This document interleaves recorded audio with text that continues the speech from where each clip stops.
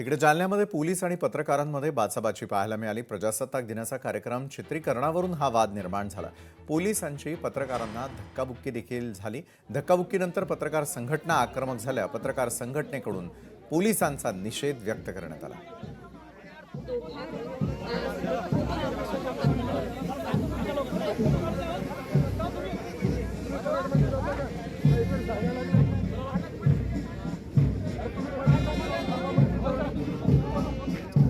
बातमी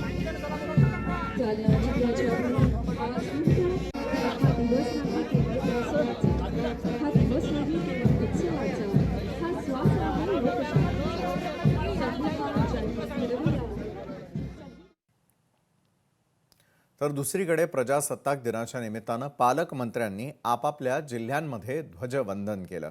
सुरुवात झाली साताऱ्यामध्ये स्वतः शंभूराज देसाई यांनी ध्वजवंदन केलेलं आहे।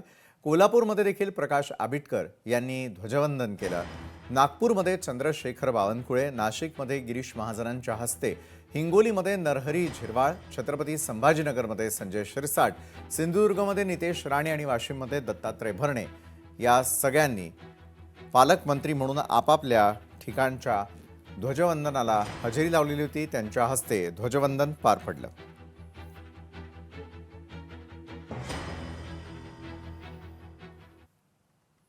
तर पाठोपाठ अमरावती या ठिकाणी देखील दादा भुसे यांनी स्वतः ध्वजवंदन केलेलं आहे। अहिल्यानगरमध्ये राधाकृष्ण विखे पाटील, बीडमध्ये बाबासाहेब पाटील, चंद्रपूरमध्ये डॉक्टर अशोक उईके, सोलापूरमध्ये जयकुमार गोरे, जळगावमध्ये गुलाबराव पाटील, धुळ्यामध्ये जयकुमार रावल आणि गडचिरोलीमध्ये आशिष जयस्वाल यांच्या हस्ते आज ध्वजवंदन करण्यात आलं।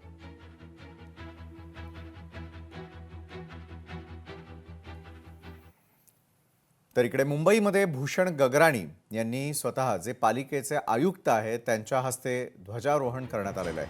मुंबईमध्ये सुनील तटकरे राष्ट्रवादी पक्ष कार्यालयामध्ये दिसून आले। सुप्रिया सुळे यांनी देखील मुंबईतल्या राष्ट्रवादी शरदचंद्र पवारांच्या पक्ष कार्यालयामध्ये हजेरी लावत ध्वजवंदन केलेलं आहे। नवी मुंबईमध्ये कैलास शिंदे जे मनपा आयुक्त आहेत, त्यानंतर पालिका आयुक्त कल्याणचे अभिनव गोयल आणि संघ मुख्यालयामध्ये राजेश लोहिया यांच्या हस्ते नागपुरात ध्वजवंदन करण्यात आलं।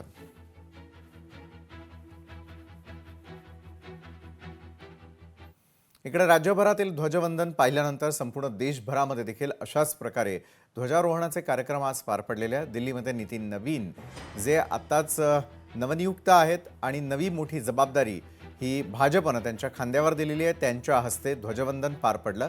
त्या पाठोपाठ ओम बिर्ला, प्रल्हाद जोशी, लखनौ या ठिकाणी स्वतः योगी आदित्यनाथ, तमिळनाडूमध्ये MK स्टॅलिन, पाटण्यामध्ये आरिफ मोहम्मद खान यांच्या हस्ते ध्वजवंदन पार पडलं।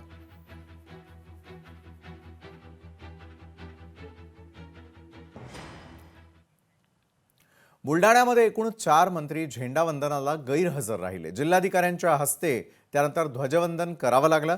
मकरंद जाधव, सहपालकमंत्री संजय सावकारे देखील गैरहजर होते। आकाश फुंडकरांचीही ध्वजवंदनाला दांडी असल्याचं पाहायला मिळालं। तर मुख्यमंत्री गैरहजर असल्यामुळे मंत्र्यांना जाब विचारणार का असा सवालही उपस्थित करण्यात आलेला आहे। जिल्ह्यासाठी अतिशय दुर्दैवाची बाब आहे की दोन पालकमंत्री असूनही जिल्ह्यामध्ये आजचा अत्यंत महत्त्वाचा दिवस प्रजासत्ताक दिनाचा आणि तरीही पालकमंत्र्यांना हजर राहावं असं वाटत नाही। बरं, पालकमंत्री हजर नाही तर किमान सहपालकमंत्री तरी हजर राहायला हवे होते, परंतु तेही हजर नाही। मुळातच जिल्ह्याच्या प्रश्नांबाबत, जिल्ह्याच्या विकासाबाबत हे सरकार गंभीर नाही आणि म्हणूनच कधी काळी यांनाच वंदन मंत्री अशी एक बिरुदावली मिळालेली होती। ते किमान झेंडावंदनला तरी यायचे, ध्वजारोहणाला तरी यायचे। आता तर तेही गांभीर्य त्यांना राहिलेलं नाही। अमरावती शहर पोलीस आयुक्तालयातील पोलीस अंमलदार प्रवीण आखरे यांनी कोणत्याही ऑक्सिजन उपकरणाचा वापर न करता तब्बल 11 फूट खोल पाण्याखाली 1 मिनिट 22 सेकंद श्वास रोखून तिरंगा ध्वज फडकावला। प्रवीण आखरे हे अमरावती पोलीस आयुक्तालयातील जीवरक्षक तसंच शोध आणि बचाव पथकात कार्यरत असून या आधी देखील त्यांनी अनेक साहसी आणि विक्रमांची नोंद असलेले उपक्रम केलेले आहेत। पाण्याखाली आणि पाण्यावर योगासनं सादर करत त्यांनी इंडिया बुक ऑफ रेकॉर्ड्स आणि एशिया बुक ऑफ रेकॉर्ड्समध्ये आपलं नाव नोंदवलं। तसंच पाण्यामध्ये सायकल चालवणं, स्केटिंग करत तिरंगा फडकावणं अशा अभिनव उपक्रमांमधून त्यांनी अमरावती पोलीस मुख्यालयाचा गौरव देखील वाढवला।